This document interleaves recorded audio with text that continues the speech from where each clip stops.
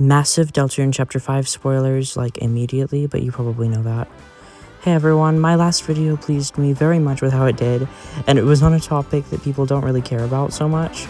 Deltarune Chapter 5 is my favorite chapter, and it's given me so much to think about and inspired me to start making theory videos. And it's introduced one of my favorite characters in fiction, Pink. Now, with a certain bombshell that was dropped last night as of the writing of this, which had me staying up all night discussing its implications, I'd like to leave my earnest analysis of Pink for a moment and discuss what I think her foreshadowing of Friend means. I think the best way to do this for everyone is if I talk about Image Friend first before everything else. I'm not making money, I don't want to be a YouTuber, I'm going to school for music. I make these videos because I want people to know my ideas and think about them when they play the game. So let's talk about what you came here for first, in part 1 of my probably very long Pink analysis series. Imaginary Friend Theory. We all saw. I don't think I need to waste my time reading this scene out, but for those who came in late, basically Toby dropped an update to Deltarune in the middle of the night for a lot of us that was just bug fixes and some gameplay clarifications and dialogue.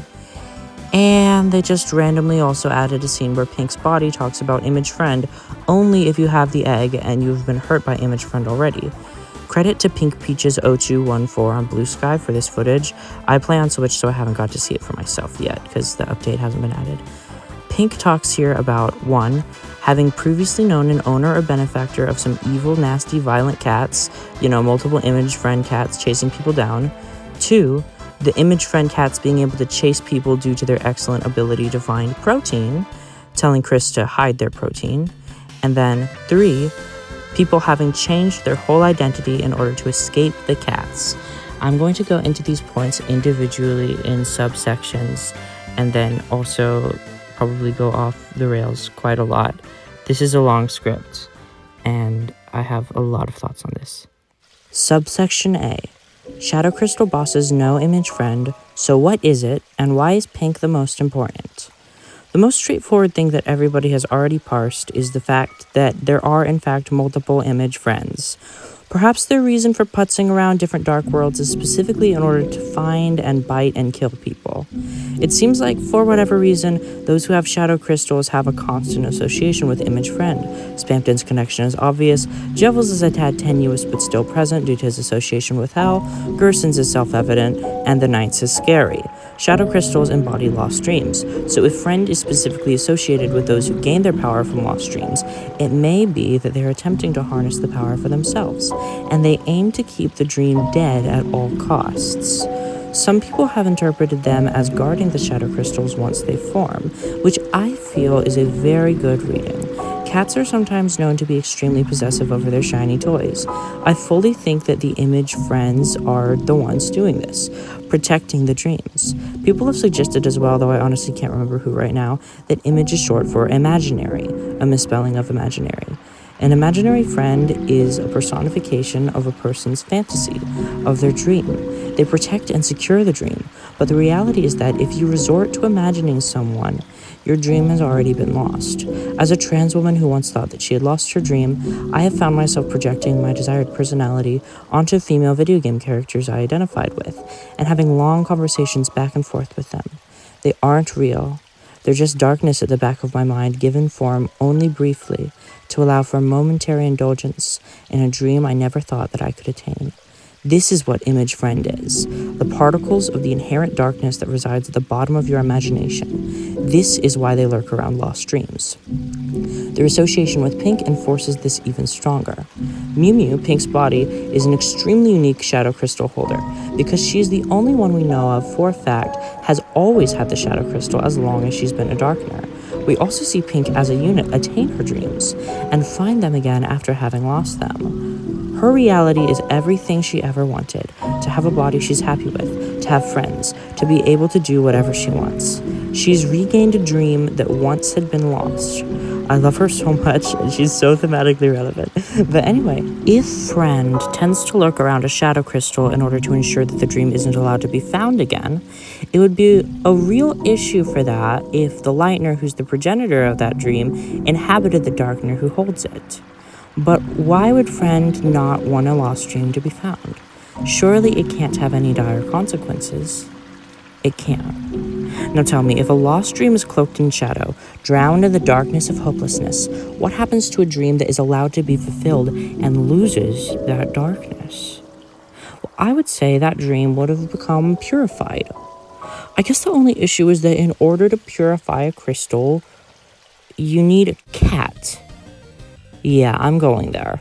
I believe that Pink is in reality the cat who is purifying her own shadow crystal by fulfilling her dream, and that the pure crystal is actually an item we are going to get specifically from Pink.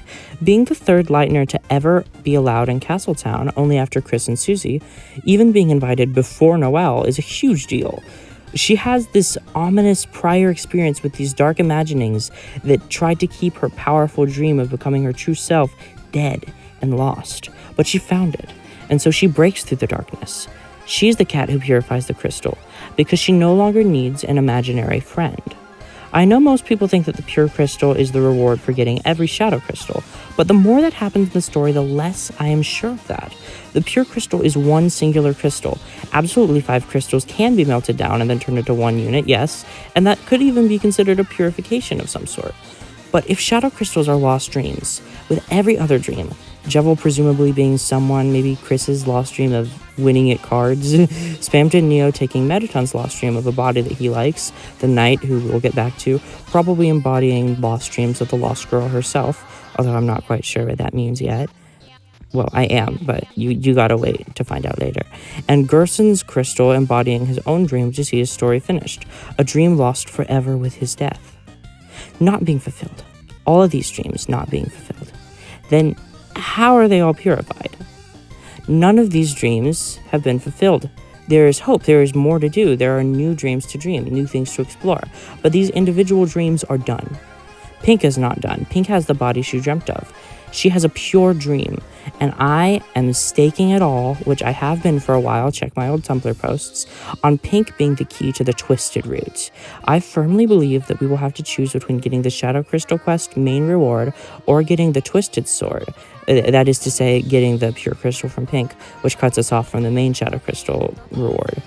But my actual thoughts on what the Twisted Sword and the Twisted Root entail can be saved for later, probably part 2.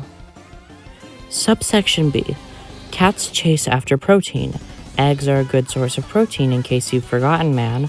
Or why every mystery is always image friend. So you can only activate this huge image friend lore drop by having the Chapter 5 egg in your inventory. Mollystars and other people have already been pointing out for years that both the egg and image friend have ties to cat petters, which already gives them a bit of a connection. But the new link that we have gotten is that the eggs are a great source of protein. This immediately makes me think of Lancer's "You won't survive your teen years without at least one egg" Earthbound reference line.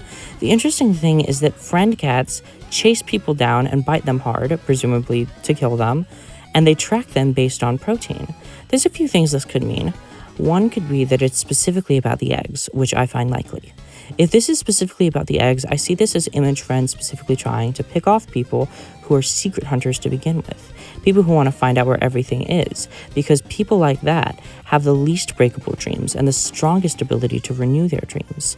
This primordial imaginary darkness at the back of your mind has to work much harder to encase you within your broken dream if you're doing everything you possibly can to make life work. It has to bite, it has to be nasty, but the harder it has to fight, the weaker it is, the less it is able to hurt you. Maybe this is why after dying and retrying over and over, the friend guys start healing you when you're fighting the Shadow Mantle boss.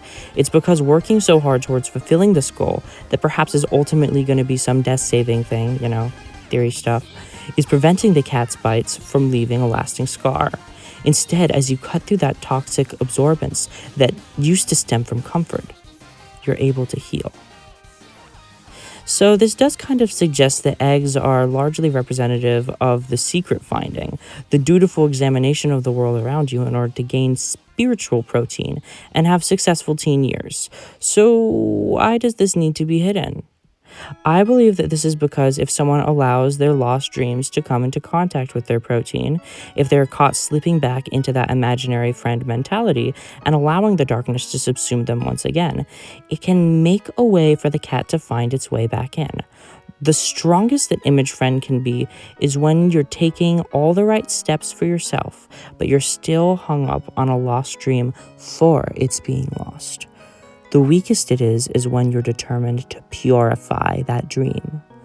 Eggs are a representation of the fortifying steps that precede the healing process. We get eggs from therapy, from remembering a person who was once very important to us, from confronting our trauma and seeing what's behind the tree. Once Chris is able to attain more clarity and start to truly remember the forgotten man, maybe we'll learn about Chris's lost dream and how to purify that. Some people might not like my extreme psychological explanation of what friend is, but with the whole power of lost dreams thing and the egg's metaphysical nature, I think that this is the strongest angle to approach the analysis of this new lore from. As a brief aside, I'd like to state that I am extremely confident that the plan was always to release this scene after launch. In the blue and yellow fight, one of the pieces of evidence we can have is the egg, which says you'll know what it's evidence for when it happens. This is it. The egg is evidence of the bite that friend gave Chris. You have to go out of your way to find friend. It seems so arbitrary, and you only get the scene specifically discussing this bite if you have the egg.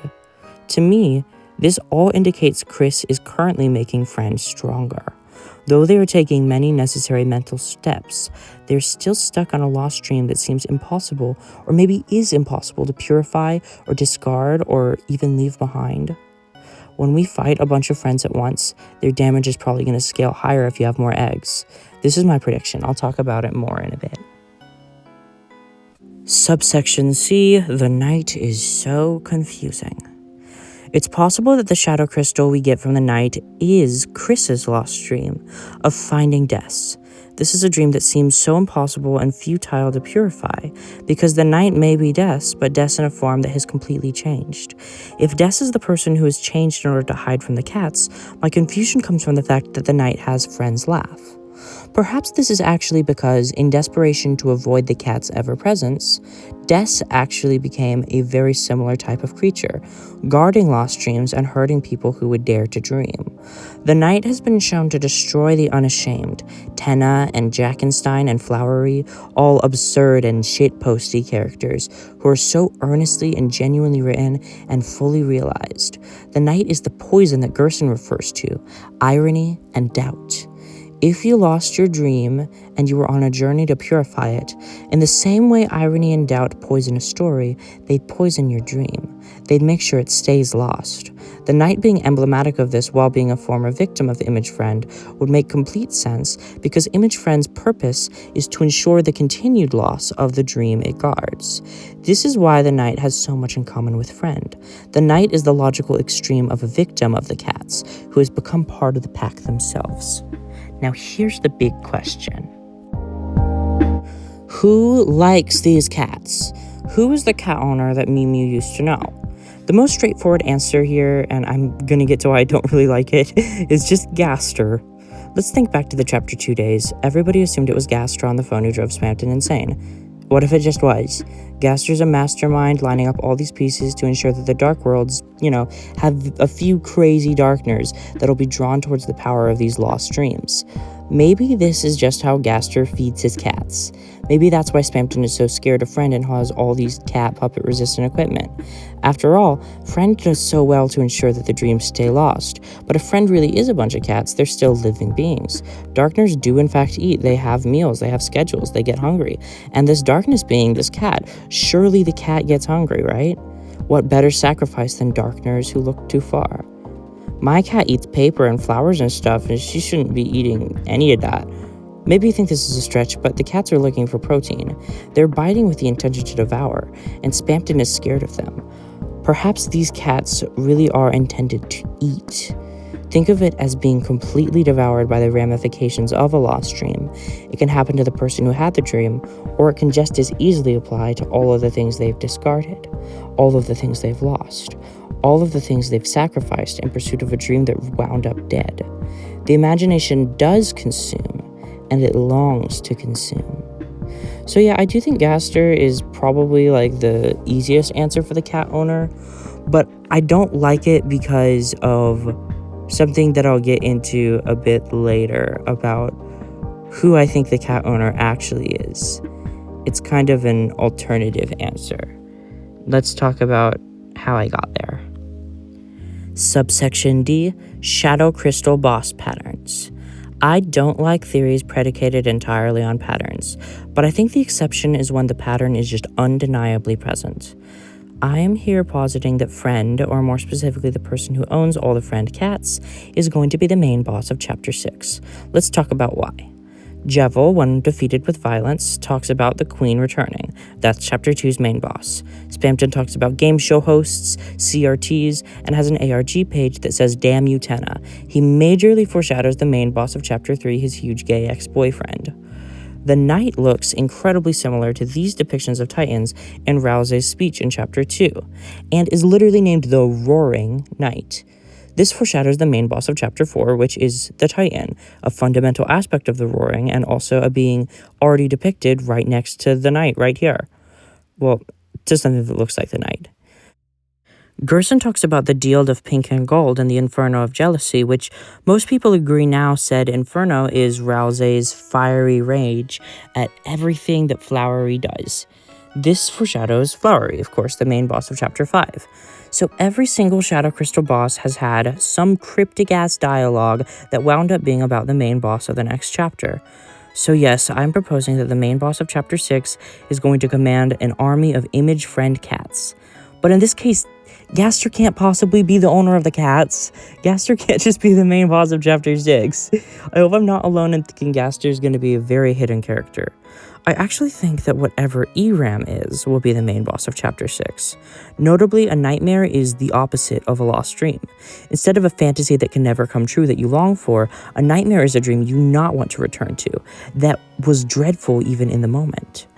Conversely, the exact opposite of a shadow crystal, an item which seemingly doesn't do anything immediately and is fully invisible, is an opaque, dark, immediately powerful, physically effective weapon like the Black Shard. Eram has obvious relation to nightmares due to its ARG page quoting the final nightmare boss from Link's Awakening, and in general, Eram is just very similar to a nightmare from Link's Awakening, in both gameplay and behavior. To tie this into the idea that the friend cats are mobilized to ensure lost dreams remain lost, perhaps they do the opposite for nightmares. Instead of tracking people down to take from them when it's defending a lost dream, a cat will lure somebody towards a nightmare. Yeah, I think Eram turned Des into the Knight. It's so clear. That's why the Knight's motif is so heavily referencing the old Toby Fox song Nightmare Night. Des is trapped inside of a very common nightmare. The complete emptiness and insanity, pseudo-sleep paralysis, eternal damnation type one. That's why the unused code is the way it is. That's what's going on.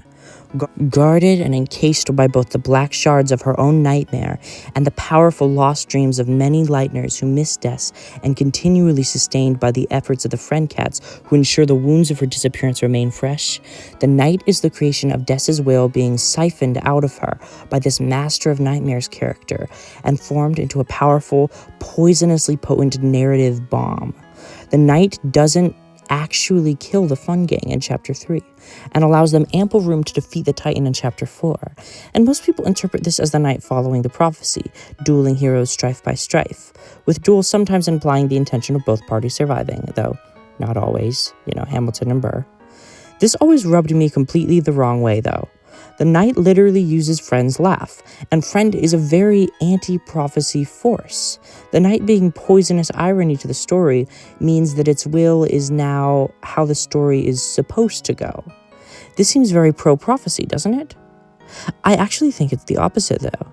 Maybe this is a silly thing to say, or maybe it's obvious and everyone should have noticed it sooner, but I think the prophecy is actually pretty whimsical. The pointy-headed will say toothpaste then boy, Jockington grows the beard, the Queen's chariot cannot be stopped. I think that the prophecy, despite its sad ending, puts the power of earnest goofiness at the center. I don't think anybody can defy the prophecy, other than maybe on the weird route, but the way that force acting against the will of the prophecy could have the most possible impact is by shaping the story to their specific will and removing removing that whimsy. Eram, a force of nightmares, has given Des's deepest nightmare form in order to allow her angst, irony, doubt, edge, and aggression rule over the story and pick off the funny, genuine characters. Flowery is the most realized and confident character in the game. He stands up to the night in probably the most auriful moment ever. This scene is so emblematic of the themes of Deltarune as a whole. Flowery was in the prophecy, though, being the flower man. He may be opposed to the prophecy, but he's an element of it, one that has come to pass, and one that could remain and be a problem for a force like the night that deals in venomous derailing of the plot. And so now Flowery is killed. The nightmarish power of irony in Deltarune is that the slightest hint of doubt makes even the most unashamed idea fall apart. What's absolutely amazing, though, is that Susie has this naive hope that lets her tape Flowery up and maybe save him to live for another day. That's something I'd like to talk about more in a future video, though. Des's disappearance was also the creation of the night, and an attempt at rebelling from the prophecy. Having a night before there were heroes, but it didn't work because we've seen the night hasn't been able to do basically anything in the time between the initial crime scene and the current day. The night was created early to defy the prophecy, but nobody can defy the prophecy, and that's why the night has only started kidnapping people and stuff just now. Probably. This could be wrong. We'll see. We'll see what happens. I know that you're probably thinking that this contradicts my earlier idea that Des changed her identity due to having been a cat victim. I actually don't think it does, though. I think that Des made the shelter dark world, or maybe found out about it and went there and it had already been there, but I really do think she made it, perhaps after being told about it in a nightmare. Because she has a whole host of failed dreams and ambitions, never being able to go anywhere despite her prodigious musical talent. That is a powerful lost dream that she was seemingly obsessed with based on the posters everywhere. Des felt these nasty, festering bites forming from the darkest corners of her mind, and the only thing she could do was escape. She lost herself in that escape, though, trying to run so far from that dream, and succeeding, but succumbing to the exact opposite. Instead of being haunted by a dream that never came true, she was forced to live in the deepest, darkest nightmare. All because the pain had been too much to bear. I do believe that Eram is, in essence, an overarching embodiment of nightmares as a whole. The sword root in Chapter 3 is extremely reminiscent of some nightmares I have had, and I do believe Chris is the same type of dork as me. I predict that Chapter 6 will see us confronting this Eram character, and maybe with their defeat we're going to get some cool night lore. I'm not exactly sure how everything is going to play out, but I'm firmly in the camp of Eram commanding Friend Cat Army as the final main boss in Chapter 6. I also think that the eggs will be relevant to this. I actually think that having the eggs is going to make the boss a lot harder, but also allow us to properly defeat them in a way that we won't be able to without the eggs. The eggs are those necessary steps to healing, and so having the eggs will make the cats more aggressive and more able to find us, but it will also make us stronger in the face of them. And I think it would be super impactful to end the egg plot line like this, especially if it's a little bit like the night fight, where it's some creepy realizations we get after beating the fight, but we don't really win. You know, not too important, not too unimportant. I don't think Eram will be truly defeated either way. Actually, I do think that on the Twisted route, where we get the pure crystal from Pink, that we're straight up going to use the fulfilled dream sword to kill Eram and free Des from her nightmare, but then somehow the consequences are going to be like really dire and strange. But honestly, that can be its own video, and it's going to be its own video. Subsection E, the other stuff. Pink comments on Chris being bitten specifically on their hand. Yeah, Chris is going to lose their hand. I don't think I need to explain that theory to most people, it's just true. I don't really know why people are going like, no, Toby wouldn't do that, it's too dark and grotesque. Like, remember in Undertale when Omega Flowey existed? The amount of foreshadowing at this point is just crazy. But this is also interesting because it ties Friend into Chris losing their hand, which previously we had that desk room with the black shard thingy, crystal guitar pick, I don't know, which had the biggest instance of Chris losing their hand. And if these two things are connected, which they are, then that very strongly lends itself to my idea that Friend is being the attacked dog cats that defend a shadow crystal. Also, like, the 1225 room is shaped like Eram, and that's totally on purpose, and it's actually because Des is the night, and the night is made out of nightmares. So yay, more connections for my amazing theory. Pink is a pink and yellow cat, who used to know somebody who really loved cats, and seemingly commanded an evil army of pink and yellow-eyed cats. If I had to give this a specific reading narratively, I would say that Pink is kind of the opposite force. She's also a pink and yellow cat, so she has the same sauce, you know, the power set. But rather than being not that smart and just attacking for protein in order to, like, build up the night or whatever, she instead has the calculated goal of purifying the dream that created her. She's smart and she's aware and she is light, even though she's a darkener. She has a bright color palette too, so that's a good contrast. I know that some people probably don't like Pink being super important because she's half Undertale character, but I really think that she's proving to be one of the most important characters to the endgame of the Shadow Crystal quest. I'm extremely excited and interested to see what happens with her in Castletown. On that note, I have so much I'd love to say about Pink, and I plan on making a proper analysis of her. I had one brewing and then this scene dropped. My full analysis of Pink will touch on this more and maybe also pull in theory ideas, but this is my main 3 thoughts about what this scene means. Here is my summary of imaginary friend theory.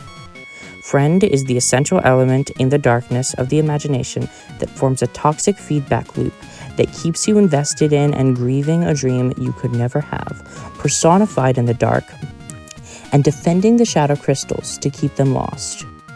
The night was created by Eram out of Dess's nightmares, with Dess having been a willing participant and continually being aware, but being guided by a will that is rooted in nightmares. She is sustained by friend cats maintaining lost dreams and luring people towards nightmares in order to keep her form intact. The main boss of Chapter 6 is going to be Eram Nightmare John Mantle's true form, and is going to be altered if you have all the eggs in a substantial but not too substantial way. I also have that other thought that will be more relevant for part 2 of the positively dizzying depths of Pink Deltarune, Twisted Purification Theory. Yeah, I discussed it a bit, but I think we're going to get that pure crystal from Pink, and I think that it'll get us the Twisted Sword. I also have an idea for a part 3 about Pink's evident ties to the Weird Root. I'm more interested in and compelled by this freaking cat than any other secret boss we've ever had in Deltarune, and while this video was more of a larger discussion of my ideas that stem from just this one scene with her, trust me when I say that she is so much more than this post-launch update. She has always been an extremely thematically relevant and narratively pertinent character, and one of my favorites ever. I'm hyperfixated on her like I have never been on a Deltarune character since Noelle in the Chapter 2 days. If you think that making a 3-part analysis and theory series about Pink Deltarune sounds like a dreadful idea, sorry. I also plan on making a video about Ribbit because it's perfect, and about Cave Story and Undertale's connections to each other. I also want to talk a lot about the Weird Root, and I'm still super interested in Noelle. I think Noelle is the most compelling mystery and the scariest character in the game, and I have so much to say about her, and, like, there's just so much in this new chapter to talk about. I love it. It's my favorite. I also just want to make a video about how this is just my favorite chapter. But thank you so much for watching. Please leave a like and subscribe if you would like to. Comments also make me so happy because I love to respond thoughtfully to each and every counterpoint that people provide for why my theories suck. I really appreciate anybody who's actually watching my content, even though I'm a total unknown. The turnout for my stupid Rouse is a mushroom theory was so much more than expected, actually about double what I expected, so I'm encouraged to keep going. Thank you guys so much. Alright, I'll see you next time, and remember, the dreamers are dogs, and this is an objective fact. Hey guys, I just finished editing the video, and my cat came to give me a visit. And I'm just thinking about Chapter 5 and how overwhelming it is, and how, like, there's stuff with Dess in the code, right? Like, there's, oh, okay, bye. There's stuff about her talking about how this is the specific nightmare she had, you know? There's all of this stuff that I could go into, and there's so much more to talk about in regards to the night, in regards to Dess, in regards to Pink, in regards to Eram, in regards to Friend. There's just so much more to do, and yeah. Chapter 5, and there's even more beyond that. Like, I really want to talk about all the flowers, and I really want to talk about what I think the continued through line of the Shadow Crystal bosses is, and there's so much that I want to talk about, and I'm going to be back, and I'm going to keep coming back over and over again. So if you like how I make my videos, like, it's going to continue for a long time, but I might not do one as big as this for a while. Yeah, thank you so much.